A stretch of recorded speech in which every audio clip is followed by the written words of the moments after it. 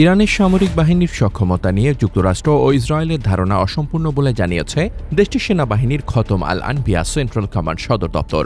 বৃহস্পতিবার এক বিবৃতিতে সেন্ট্রাল কমান্ড বলেছে, শত্রুর আত্মসমর্পণ না করা পর্যন্ত যুদ্ধ চলবে। যুক্তরাষ্ট্রের প্রেসিডেন্ট ডোনাল্ড ট্রাম্প আজ জাতির উদ্দেশ্যে দেওয়া ভাষণে বলেছেন, ইরানকে প্রস্তর যুগে ফিরিয়ে নেওয়া হবে। এরপরই কঠোর ভাষায় বার্তা দিল দেশটির সেনাবাহিনী। সেন্ট্রাল কমান্ড বলেছে, আমাদের সামরিক শক্তি ও সরঞ্জাম সম্পর্কে আপনাদের ধারণা একেবারেই অপূর্ণ। আমাদের বিশাল এবং কৌশলগত সক্ষমতা সম্পর্কে আপনাদের বিন্দুমাত্র জ্ঞান নেই। এমনটি ভাবার কোনো সুযোগ নেই যে আপনারা আমাদের মিসাইল উৎপাদন কেন্দ্র, দূরপাল্লার আক্রমণাত্মক ও নিখুঁত লক্ষ্যভেদী ড্রোন, আধুনিক আকাশ প্রতিরক্ষা ব্যবস্থা, ইলেকট্রনিক ওয়ারফেয়ার সিস্টেম কিংবা বিশেষ সরঞ্জামগুলো ধ্বংস করে দিয়েছেন। সেন্ট্রাল কমান্ড আরও বলছে, আমাদের কৌশলগত সামরিক উৎপাদন এমন সব জায়গায় সচল রয়েছে যা সম্পর্কে আপনাদের কোনো ধারণাই নেই এবং সেখানে পৌঁছানো আপনাদের পক্ষে কখনোই সম্ভব নয়।